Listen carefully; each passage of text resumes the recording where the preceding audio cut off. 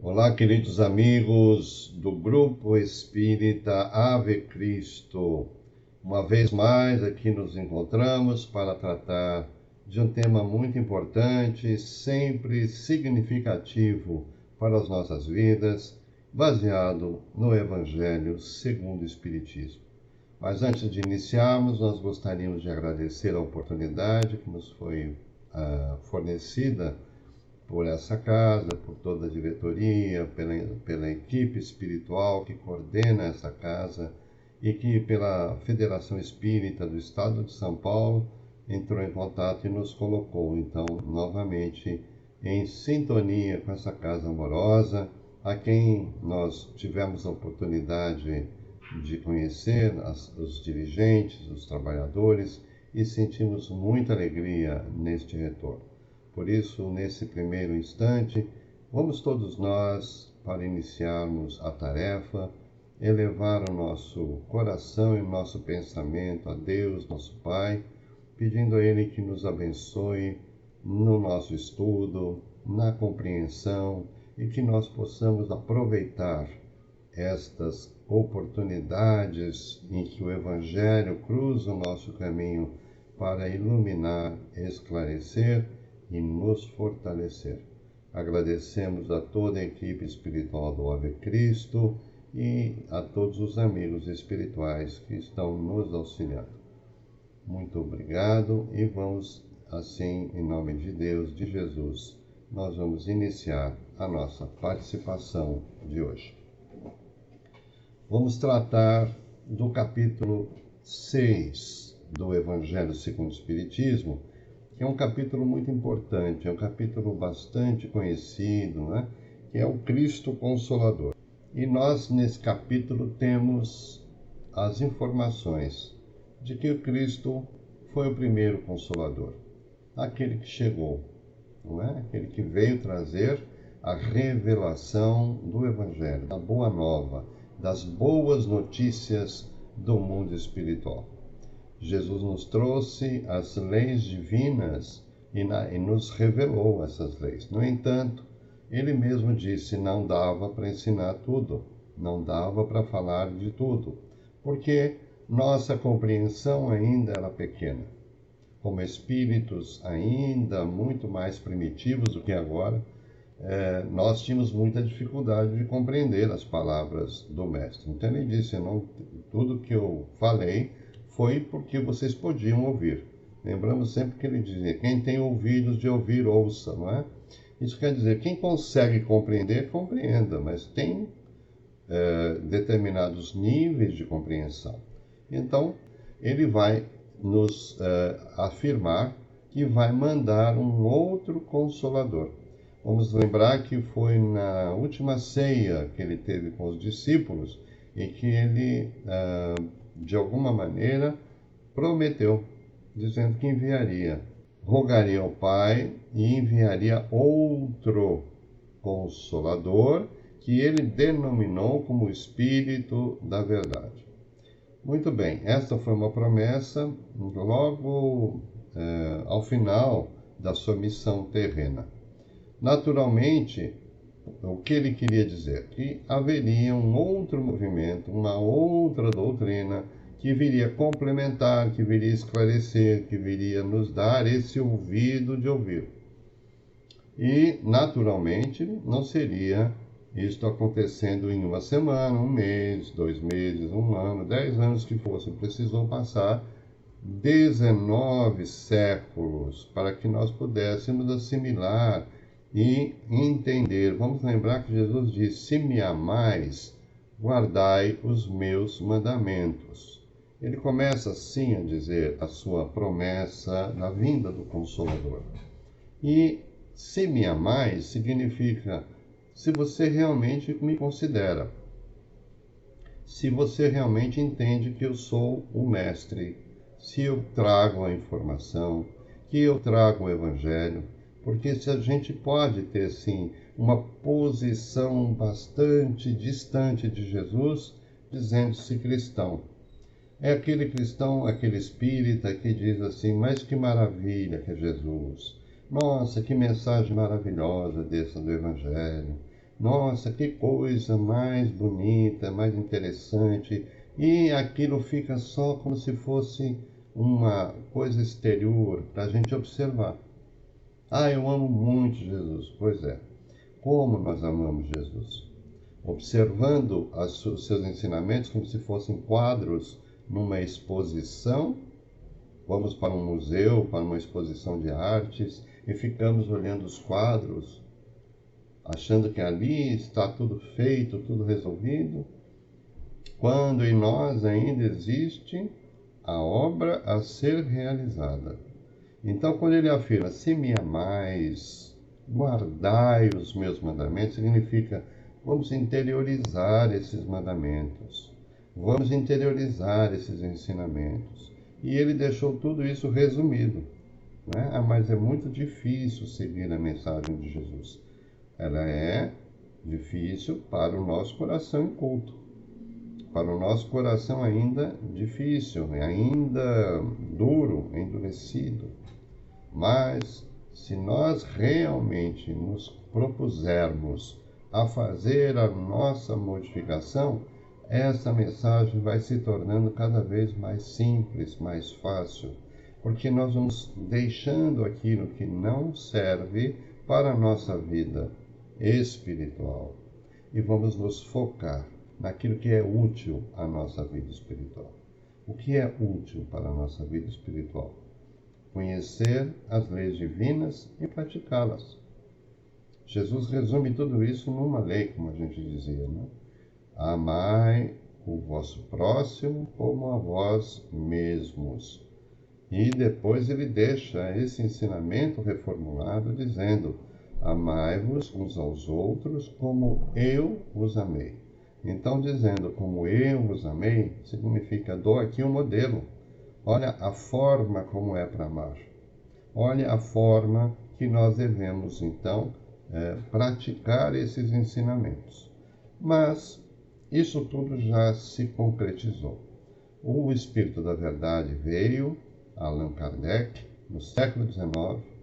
A doutrina espírita surge como o Consolador prometido, porque cumpre o papel que Jesus asseverou lá naquela promessa, dizendo: ele vai esclarecer todas as coisas, ele vai ensinar outras coisas e ele vai fazer com que a mensagem, se deturpada, ela volte ao caminho. E nós sabemos que a mensagem foi deturpada ao longo dos séculos por interesses interesses políticos e sociais de várias épocas. As mensagens de Jesus foram sendo distorcidas.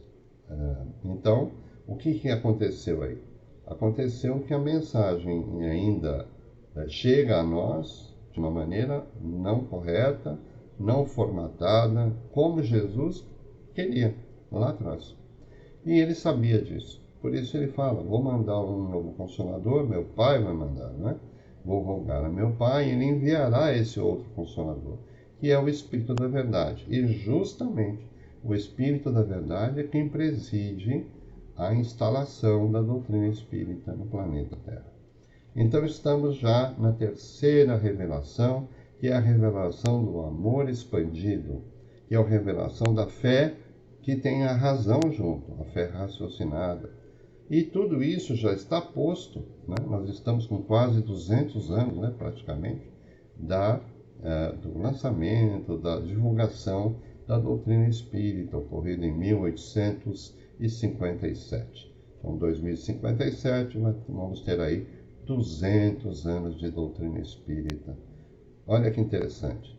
Aí agora a gente olha para a gente e diz assim: bom, como é que a doutrina espírita se revelou para nós? Ela se revelou para o mundo através dos espíritos. Mas cada um de nós tem que se apropriar de alguma coisa da doutrina espírita. Senão não faz sentido a gente dizer: eu sou espírita. Ah, sou espírita, mas eu continuo do jeito que eu era antes.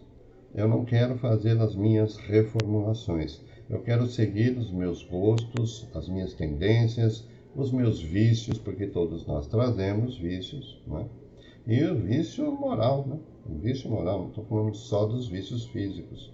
é o comentar a vida alheia, é o julgar o outro com severidade, é acusar sem provas, e aí criamos a calúnia. E a gente fala, mas isso a gente não faz, né? Isso não, fazemos. Quando a gente passa uma informação sem base e sem nenhuma referência, simplesmente porque achamos que aquilo ali preenche um determinado requisito, nós passamos para frente e criamos uma calúnia. E hoje com a internet, com o WhatsApp e outros meios, fica muito fácil de espalhar isso para milhares de pessoas. Precisamos pensar como espíritas o que estamos modificando diante deste Consolador prometido, porque ele é um Consolador. Não veio para destruir, não veio para perturbar, não veio para criar dúvidas, não veio para fazer com que haja dissensões e divisões, nada disso. Veio para aglutinar, veio para esclarecer, para ampliar os nossos conhecimentos. Então, esta missão do Consolador prometido, desde que nós guardemos os ensinamentos de Jesus. Então, no campo micro, que a gente estava dizendo, no campo individual, esse trabalho ainda está muito por fazer.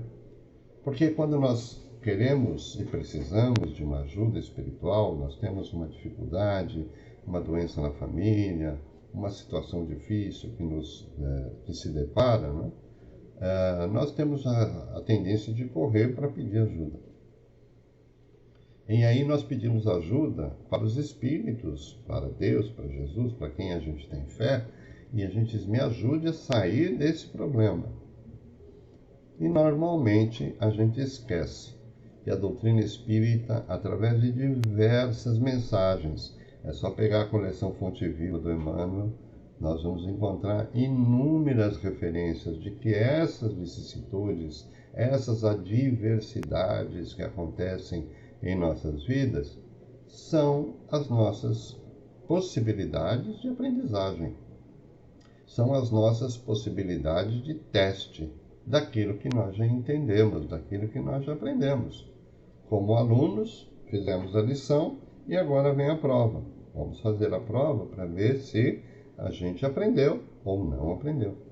E quando surgem as dores e os sofrimentos, quando vem o desespero, por exemplo, me desesperei, eu não aguento mais, a tristeza profunda que me pega, a dor que me pega, isto tudo ainda é falta do Consolador prometido em nossos corações, porque a nossa fé aí ainda está frágil. Estamos mais preocupados com o exterior do que com o interior. Não quer dizer, por isso, que nós não soframos a ausência de um ente querido ou o acontecimento de uma doença, algo que nos tire realmente do foco do dia a dia, porque são excepcionais, mas nós precisamos encarar isto com outros olhos, com outros ouvidos. O que será que tem aí para mim? O que isso está fazendo em minha vida?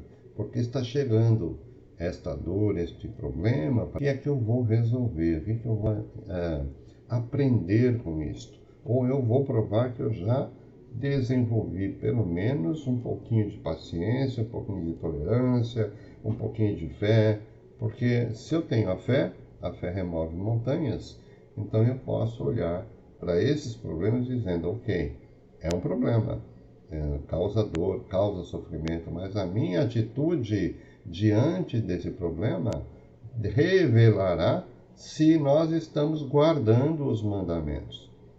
Porque guardar os mandamentos, como nós dissemos, não é ficar observando os textos maravilhosos, que mensagem linda, que mensagem... E lá dentro de nós, como é que esta terceira revelação está revelada, para ser redundante, em nossos corações. Temos uma revelação individual a fazer. Essa revelação chegou para nós individualmente. Para a coletividade chegou no século XIX, mas a cada dia, todos os dias, nós estamos fazendo uma busca do Cristo dentro de nós mesmos. Esse Cristo Consolador, que nós confiamos, que tem uma pleiade de espíritos que nos auxiliam, nos amparam. E aí nós temos esta fé firme nesse sentido, nós podemos encarar, sim, as adversidades da vida com mais coragem, com mais confiança, com mais serenidade e com gratidão, porque sabemos que isto não acontece por acaso e nós estamos aí no processo de aprimoramento, de aprendizagem. Portanto, queridos amigos, que nós possamos agradecer a Deus nesse instante a oportunidade da reflexão e que juntos possamos meditar sobre o quanto nós já temos o Consolador prometido dentro do nosso coração. Desejando a todos muita paz e que Jesus abençoe a todos, nós agradecemos mais uma vez esta participação. Até a próxima oportunidade.